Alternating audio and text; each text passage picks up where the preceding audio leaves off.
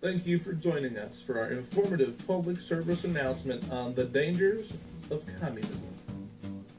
So you may be wondering, what is this communist boy talking about? Well, I'm going to do you a neighborly favor and give y'all an explanation.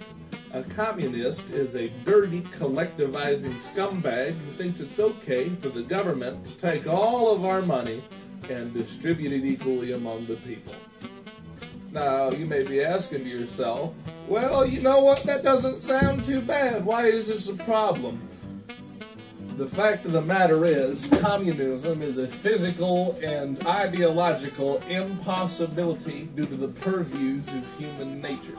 Everybody is out for themselves, which is why capitalism and Mr. Ronald Reagan is going to project our country to the top.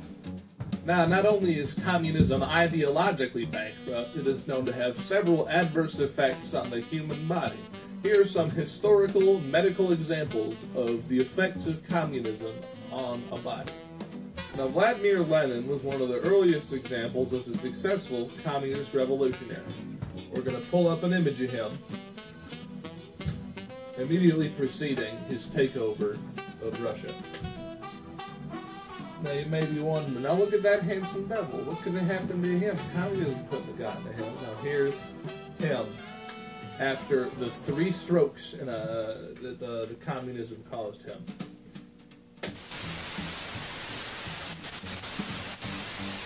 You know, look like that.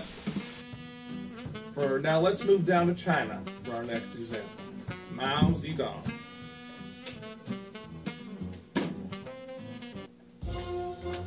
Now, that looks like a pretty expensive state funeral, nice and ornate. Now, let's enhance the image here. Look closer. That is what communism does to a man's hair. Now, moving back up to Russia for our next example of communism, we have Joseph Stalin. Now, Joseph Stalin gradually went insane as a result of his communist ideology, eventually leading his son to kill himself. Now, credit where credit is due. One of the few upsides to communism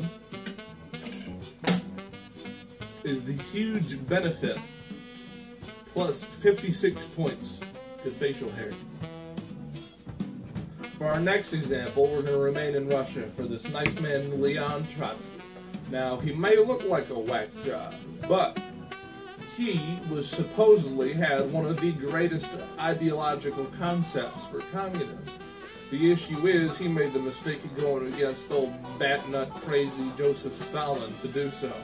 He was exiled to Mexico, and a while later ended up with an ice pick in the back of his skull due to an assassination attempt. Now, no video recording exists of this assassination attempt, but we are lucky enough to have used some audio immediately following Trotsky getting his skull breached by the ice pick.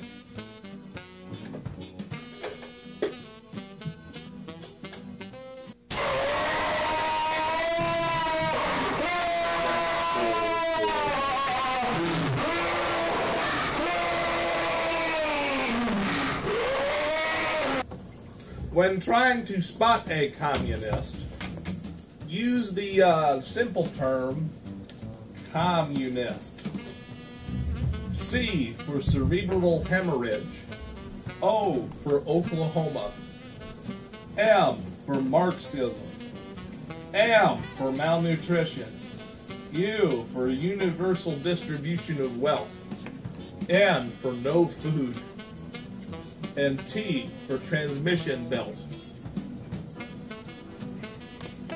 Follow these steps to the letter, and you will de facto be able to tell if you or someone you know is a communist.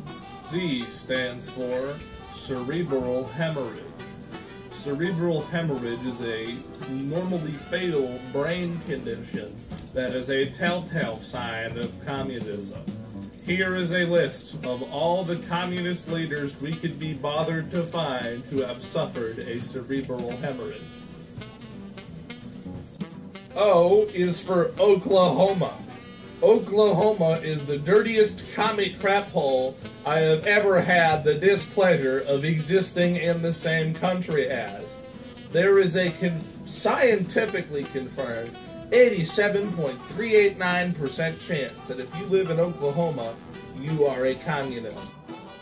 M is for Marxism. Marxism is a type of ideological communism. Some would say the birth of communism. If you follow Marx, his teachings, or actively read his book, The Communist Manifesto, you deserve to be taken out back and shot. Now, M is for malnutrition. If you see somebody on the street and they are malnourished, it could very well be because their government took their food away. And there's only one kind of government that takes its people's food away. Communism. U is for universal distribution of wealth. If someone supports the universal distribution of wealth, they are a communist. N is for no food. If someone has no food, it is probably because the government took their money away. And the only kind of government that takes its people's money away to the point where they cannot buy food is communism. I is for internment camp. An internment camp is a place where the government and or its party sends political dissidents or people who disagree with them on an ideological, political, or physical basis. If your neighbor has been sending his neighbors to summer camp and those neighbors have not come back, they are a communist. S is for socialism. Socialism is on a spectrum-based ideological positioning chart halfway between capitalism and communism. Now, if that to you sounds like a happy medium, do not be fooled. Like weed is to cocaine, socialism is the gateway to communism. It is a slippery slope that when you take that step, you are bound to get an ice pick in the back of your head. T is for transmission belt. Now, I do not know too much about this one. We looked it up on the Wikipedia, and on our list of communist ideology, there was a term known as transmission belt. If there is a belt in the transmission of your vehicle, that belt is actually a tiny communist spy from China or Russia who has come over here to steal our manufacturing secrets. Little do they know our secrets are well hidden. Now you may be wondering, oh, what do I do if I spot a communist? Well, it's very simple.